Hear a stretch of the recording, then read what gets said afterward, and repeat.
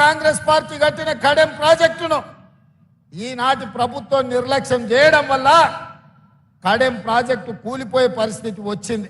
ఎంబడే మనం వచ్చిన ఎంబడే కుప్టి ప్రాజెక్టును ప్రారంభించాలని, కడెం ప్రాజెక్టును మరమ్మతులు చేయాలని, ప్రాణహిత చేవెళ్లలో భాగంగా తుమ్మిడి ఎట్టి దగ్గర ప్రాజెక్టును నిర్మించి ఈ ప్రాంతానికి నీళ్లు ఇవ్వాలని ఈరోజు కాంగ్రెస్ పార్టీ ఆలోచన చేస్తుంది.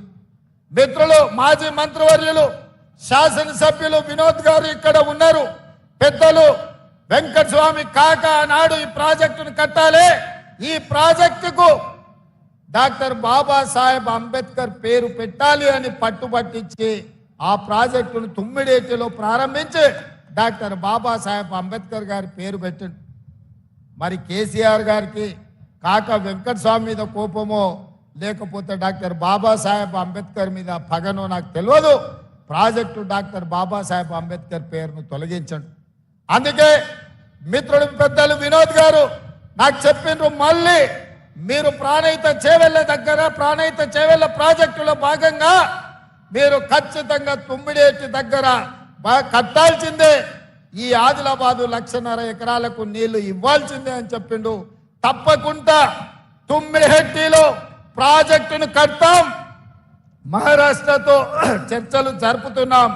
అక్కడ ముంపు భూమికి సంబంధించి 1800 ఎకరాల సమస్య పరిష్కారం కోసం ఆ రాష్ట్ర ప్రభుత్వంతో చర్చలు జరుపుతున్నాం.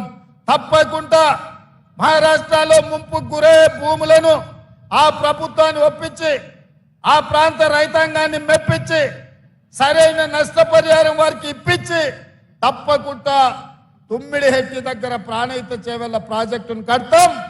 ఆ ప్రాజెక్టుకు మళ్ళీ డాక్టర్ బాబాసాహెబ్ అంబేద్కర్ పేరు పెట్టే బాధ్యత కాంగ్రెస్ పార్టీ తీసుకుంటుందని చెప్పి నేను ఈ వేదిక మీద నుంచి మీ అందరికీ మాట ఇస్తున్నా.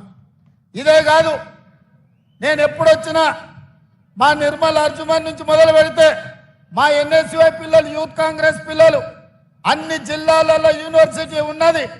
విద్యా ఉపాధి అవకాశంలో ఆదిలాబాద్ వెనుకబడ్డది. మీరు ఆదిలాబాద్కు యూనివర్సిటీ ఇవ్వాలి అని వాళ్ళు నా దృష్టికి తీసుకొచ్చిండ్రు. తప్పకుండా ఇక్కడ ఉండే విద్యార్థులకు, ఈ ప్రాంతంలో ఉద్యోగ ఉపాధి అవకాశాల కోసం ప్రయత్నం చేస్తున్న మిత్రులకు నేను మాట ఇస్తున్నా, ఆదిలాబాద్ లో యూనివర్సిటీని ప్రారంభించి మీ చదువులు మీ ప్రాంతంలోనే చదువుకునే అవకాశాన్ని కాంగ్రెస్ పార్టీ కల్పిస్తుంది. ఇదే కాదు, మీ ప్రాంతంలో సిమెంట్ ఫ్యాక్టరీ ఉండేది, ఆనాడు కాంగ్రెస్ పార్టీ కట్టింది. ఈనాడు మోడీ కేడీ కలిసి మీ సిసిఐ సిమెంట్ పరిశ్రమను మూతేసింది. ఎన్నిసార్లు అడిగినా, ఎన్ని విజ్ఞప్తులు చేసినా తెరుస్తున్నాం అంటారు. కానీ ఆ సున్నపు పరిశ్రమ, సిమెంట్ పరిశ్రమకి ఇవాళ అతిగతి లేకుండా పోయింది. మోడీ కేడీ కలిసి సున్నం పెట్టిన ఆదిలాబాదు ప్రజలకు.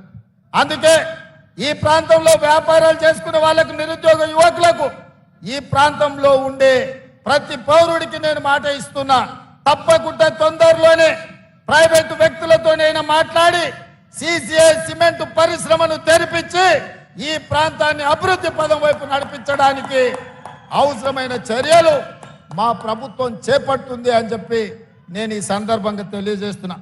మిత్రులారా, 100 రోజుల్లో ఈరోజు మనం తీసుకున్న నిర్ణయాలు